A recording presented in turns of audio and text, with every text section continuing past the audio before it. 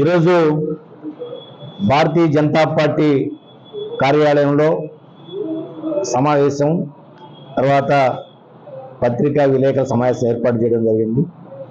ఈ సమావేశం ఒక 4-5 పాయింట్ల మీద ఏర్పాటు చేయడం జరిగింది.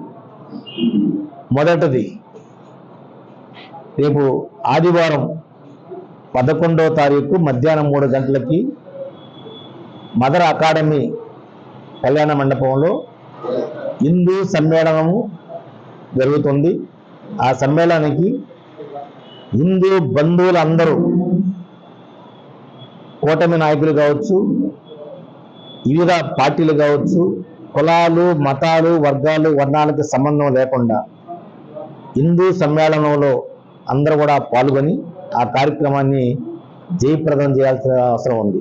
ఎందుకంటే ఆర్ఎస్ఎస్ రాష్ట్రీయ స్వయం సేవక్ సంఘ్ 1925లో ప్రారంభించి ఈ సంవత్సరానికి 100 సంవత్సరాలు పూర్తి చేసుకున్న సందర్భంగా వారు దసరా నుంచి రేపు రాబోయే దసరా వరకు 1 సంవత్సరం పాటు అనేక కార్యక్రమాలు శ్రీకారం చుట్టారు. దాంట్లో భాగంగానే హిందూ సమ్మేళనం జరుగుతుంది. ఎందుకంటే రాష్ట్రీయ స్వయం సేవక్ సంఘ్ దాన్ని బలపరచాల్సినటువంటి అవసరం ఉంది.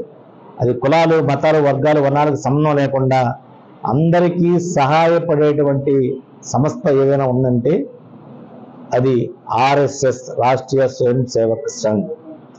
భారతీయ జనతా పార్టీ ఈరోజు నీతి నిజాయితీగా పనిచేస్తుందంటే దాని పునాది ఆర్ఎస్ఎస్. ఈరోజు మన దేశాన్ని పరిపాలిస్తున్నటువంటి నాయకులు కావచ్చు, మంత్రులు కావచ్చు, ముఖ్యమంత్రులు కావచ్చు, మేము కావచ్చు, అందరం కూడా రాష్ట్రీయ స్వయం సేవక్ సంఘం నుంచి వచ్చినటువంటి వాళ్ళం అని చెప్పి గుర్తుంచుకోవాలి. కాబట్టి అందరూ కూడా ఆ కార్యక్రమానికి హాజరై ఆ హిందూ సమ్మేళనం జయప్రదం చేయవలసిందిగా. చరిత్ర సృష్టించినోడు ఇప్పుడు ఆ చరిత్రని తిరగరాయబోతున్నాడు.